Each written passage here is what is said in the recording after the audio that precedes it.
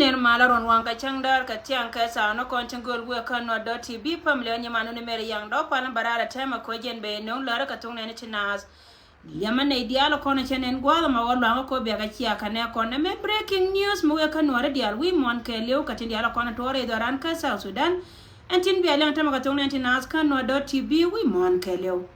laran lara kon ne plan na chala da wur michal ke pol nan kan tin dia la yene wona go chi guardian che chobre dor michal ke Wuror county ka jongle state dor michal ke fier payam chiriam che loin tin ma worun kru aman ma chara kan tame no go ne tin kon tare dor michal ke fier payam Wuror county kan kare ko tan rai to dano jawna na kule benangara la nan lar ka je ne tin kon michal ke ji jan geng ne chene dia kon gor wana mon go je ne lar ka je kumes pele aygo karwade min kula aygo kid gwan kana aygo wan kula dunga rama chare nugo ngan go re jago baya latitika kana la ya ne siang ne tinawi mon ke lu especially ne kon chal ke ilo nugo me chi bena wala me chi mi niu la ro ne tin siang kon ne kon te ka media ka pilano wure janga te kon la dare idwar wur mi chal ke kid gwang che kuma wur mi chal ke gar wi dol kana wur mi chal ke re ma cha tin ngen ke nyen re loko ka cha nora arje ne chap chi wur mi chal ke gar wi dol kana wur mi chal ke re ma cha tin nyen dum da gojen poinde wur mi chal ka sal pakir ma ya dit kan ji kware dial cha duo me ba nong na me jen tare ala ka ken roi na lat ka yen wor dial din kon biya te ka le wi mon ke le men to da idar ka pierin ta me jen poinde e kuma aji mi ni jen kan de kon kwale chole ji ay go tuk de cha je ton gojen der la ne de kon chal ka ay go kare kula ay go wan kan ay go gar wur mi chal ka gar wi dol jen che jan tare melono go kan ito kon chal ka ji tin kon chi kaira re lo ka kan chara mat kan tin kon gor ka je kan go bana ba ka doi maj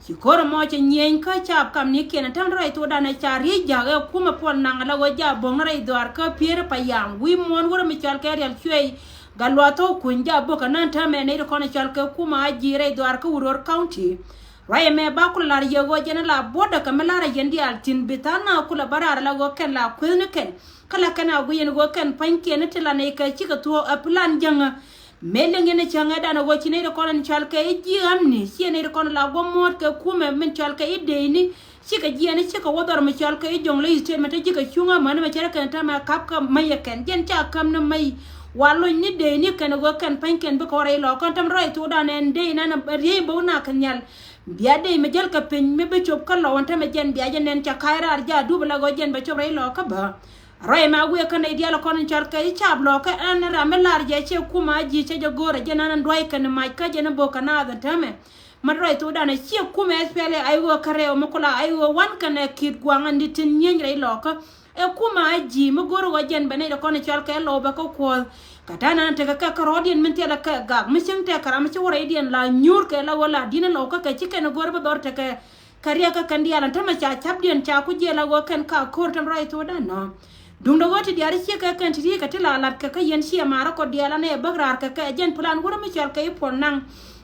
ana me men che pen golden tama ka piere payam wi mon wura mi chal ka real chwe ga lwato kun jen ana bokan tama ga lwato kun liwe la nuar jen me da ne liwe real chwe tem nuari liwe la nuar mo no go jen poinde kana wajani mana me mol ka je ka dor mi chal ka piere mol ka ne won nuare me liwe la nuar wi mon den tama jen ana boka e naitin kono chal ka kuma espele aji meta gadana majoga lwa tetin kakani ro kono boka dor mi chalke e pieri entame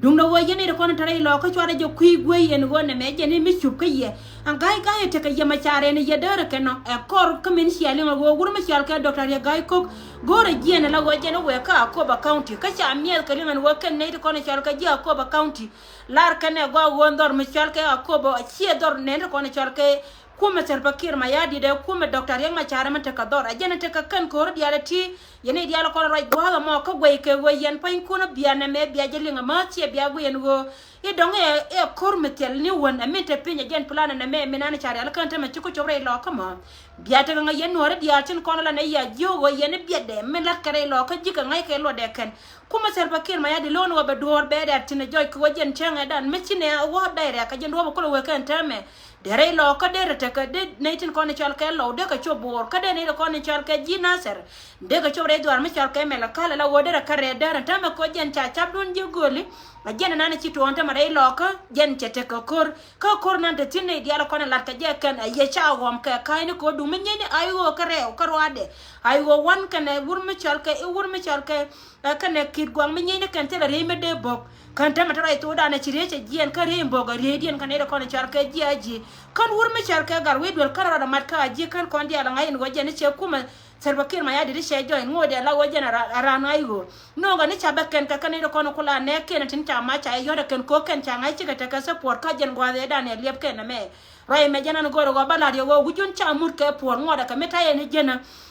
yene da kono chalke ilo wana ti yentin malun nano ko yene tina malum binani ye jen be yena la wajen ba yo ngot ka ba ya kam no ngani ko wayen wo bole te ko wote ka mal mate ka ye wurjanga ngai je go apu jo lo aye noir ka kuy ka mi ko na ried ma balar ye go ngai je go poine lo aye noir wurjanga ka en ramela noir be yin nyen ka je ente dial te ko ne bu yen ka te ko te yere maluna mo kan sia wang nun sia elep ma cha pieri cha bo jen chop do gon dial ko na lar ka je wo je ku me Salva Kiir ma ya di tina na mo rai me jen go balar ye go jen shit kuma SPL ay go karwade mi nyen bat ka kan edin kono gor ka je wo de na je ka ko ken min ci korchi no rai loko en koro ma che nyen kan tam rai to da na cha nyoka me cha report de jas ne ging na cha laren wo ci tir ye dien si helicopter dien na la bongna la gunship dien che dien cha wo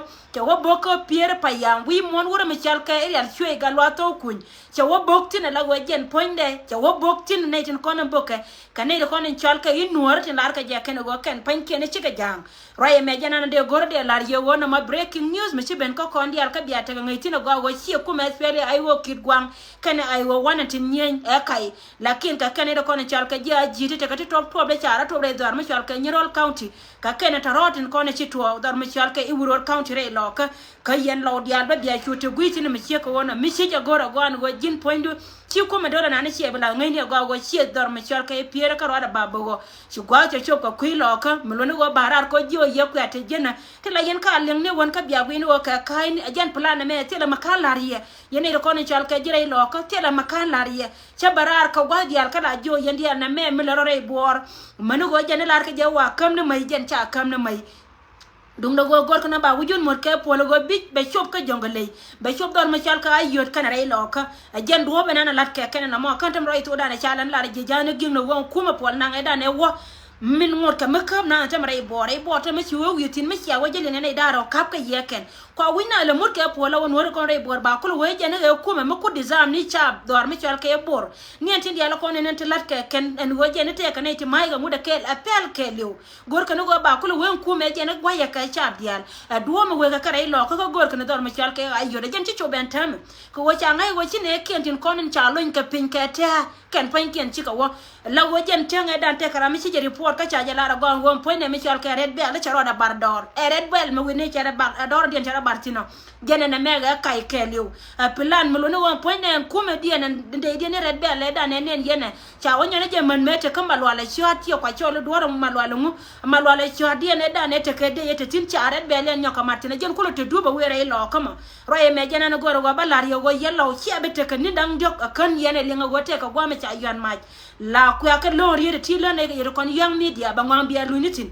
ajena nana te tin me sheka wono yo yen wara dial biya te ngai go plan ne da ne ko plan ne gur jonga cha chop golde ajena te ka tin dial kon le rode ka jene le ngene go jene le ka cha bore jeg ba ko wen kuma jeno ba Sudan e cha gwai kana chale ne leng ba wote kana le cha ro den nyoka me je ka ro dar me chal ka warap en go jene te ka mi chale yello bel me shiro de je kana ti dial ti ka te ko anas confuse ken iba ko wote ka mai kale roye me jena no go balar ye go jen men ti to ka piere chi ai wo wan kane ai go kid gwang ai chap ne jen ma bang ne jarar ma dakane ne tin kono tare lo ka gor ka ne je gwan wo be korean ba chop go de ka ba maj ba je yoda la go bina be ka tare kur jen ja won nyamen go balar ye ma ka breaking news en wala ye go kiriye Salva Kiir ma ya dir cha jen pu ja roye lat ke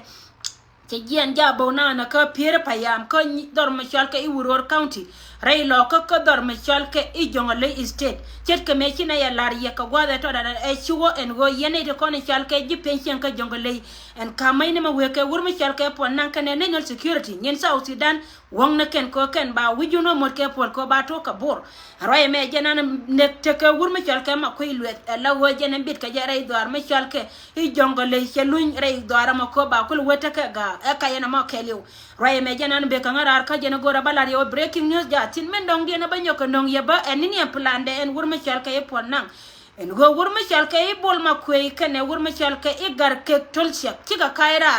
tiga jena rai dor me chal ke nyirol county tiga waka ayot ala go won we ka ayot wa tere ko ken waka nyin ka chab ayotin konen chal ka rodien in nuari tila nuari mun go jena jen plan wur me chal pon nan ka jena nan jabor na mo men ling yene che jen ka tek tere jenang dio kan dial kan ka chom rai bor ko ngi kan en bor tela kor me ter ken ka ke kan tek tere dang ti jang nang diok dial to riudien dial chikan lot o te ka piu ka jen men balar ye go jen te ka duken te jel ka ke baya la laren go ken panken ka ne titin ta matara to da na chika jen gar ke torche ka ne wur me chal ka ibol makwe ka re drop la go ta dor me chal ka ayot cha gol penya ken en go jen panken chika wacha ka jo wiya ka bia ma go yot ka ayot ka bia ro mat ne tin ko ne chi sai re dor ka ayot ka go be ne ti riba ko kula gar kwal ni ken dial ka bi ku me dien nan tre drop jen ba kula te ka do me jel ka je ko woni de ko ne chal ka ja ayot mit chika kan te la ka kor kan panken de ku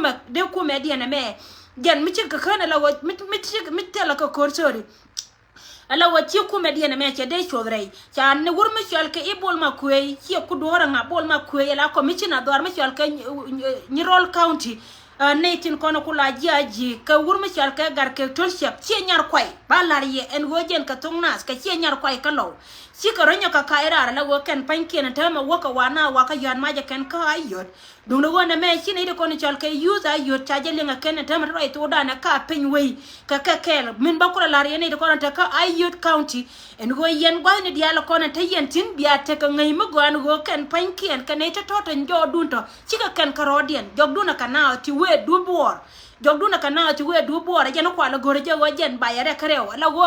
moye toma jokun moye do bor kanal ka moye do blo ka kanal mun wo che nyar ko titin ko ne ci gen ka wurmi chal ka gar ke tolchek to we ka yeta wa dom ne ko no ko na tare ko jen ba ko lo ra ken ka binay de ko na ta jo dun tin be ka do bor ken panken be ko te do mi chunga kare ne me jen plan cha wata de wurje ma mi chal ka ipol nan ken ne ka dia te ko na ci wo ka jonga le state en go jen lar ka je go wo ka ne di chal ka ilo ken je ayot ken panken ci ga je aji tari ala ka ken go ken ci go bite ka kat ci go bite ka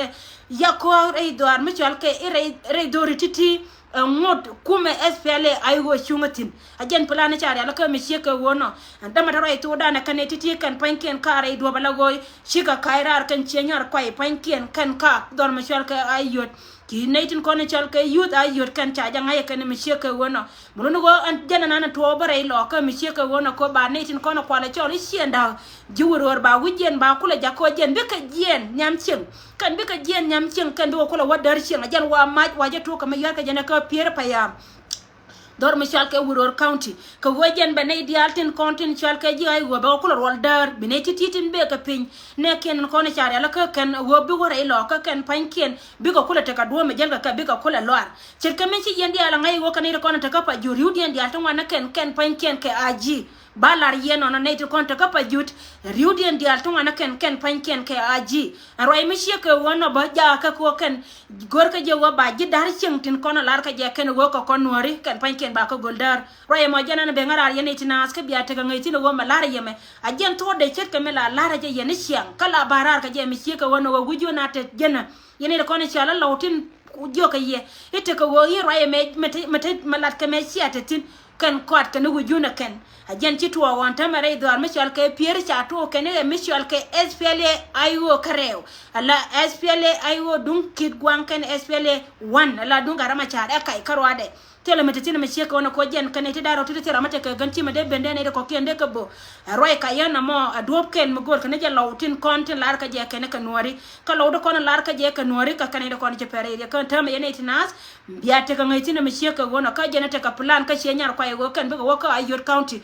set up ko wur machal ke ipol nan kan wur machal ke kan kor ranamni mi cha se da kan roi mi che ke wono en gore do ar ka jongle ten ta me jika dial kon tin chu ke go choi mi dire long la wo mi chi de wo ka irar la wo chi ada jale na ra kap ke yanda ra ke ko gor ko jen ba wina ba kulo ko ran ni kor kan mi mata pin wini me ko jen ta ngai kan go dor mi chal ke pan gak cha jen ka cha ka dinya kan wal tot ka kel kan tin kono ko la chole youth pan gak ngai ke lot ka meta ka pan gak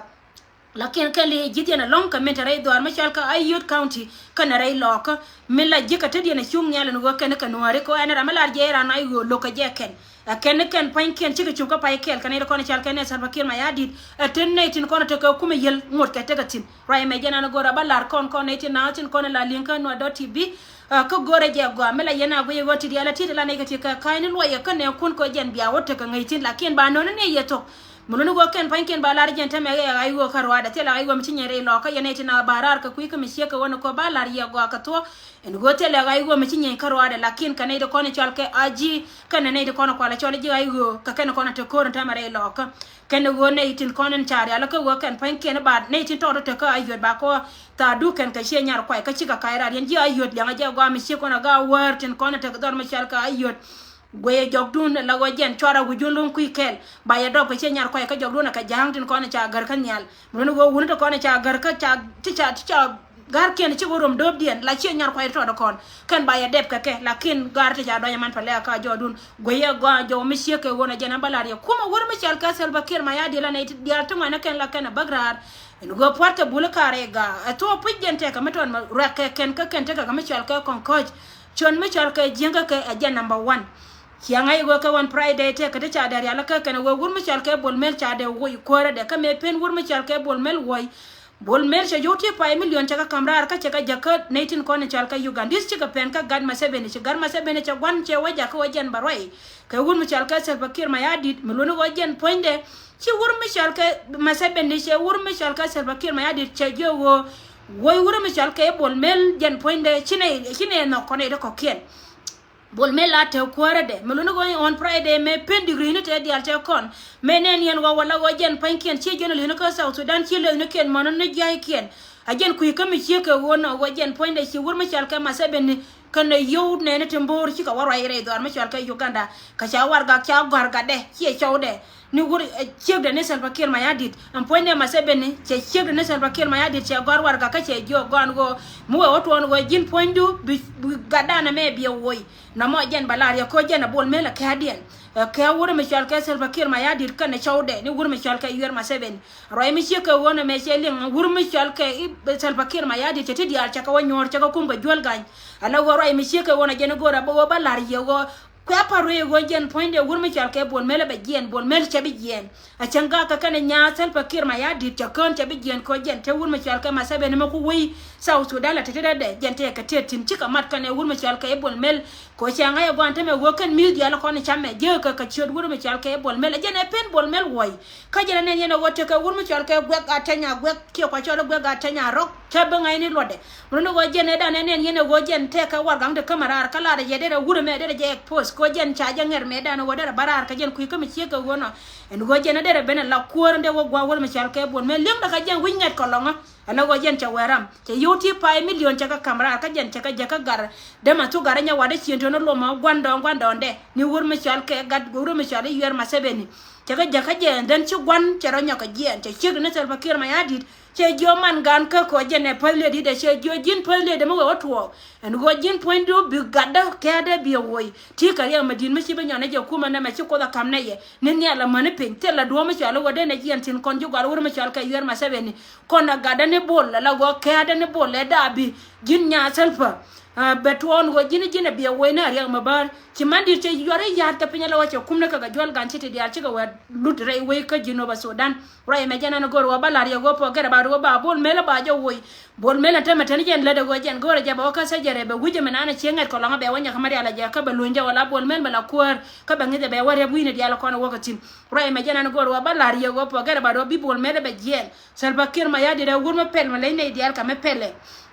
Munu wajan changa ya gwa wajan meda na de nete ko na de yan ma ken pankien chika ngare we cha tankien chaka pot munu wa nete ko na cha pot kan gwa chika peltin chi bol mel cha pa ya ne dia ko na raw ko ba bol mel ba jo woy titi ko na no ye wajan poinde ka ken ko na lat karodian chi plan nan la lar ne ye kon young media ti la yan ka go young media chika pen gwa ni ken rei lo ka cha lar ya na ko ni nete ko na chi wo jo chi ya ko bo wa ti la me chi ya linkedin katana tama chika wala go ken cha win mori al chwe cha wa dwai dei mai ni ken chika kaira la go ken chika chop ni dor mi chal ke pere payam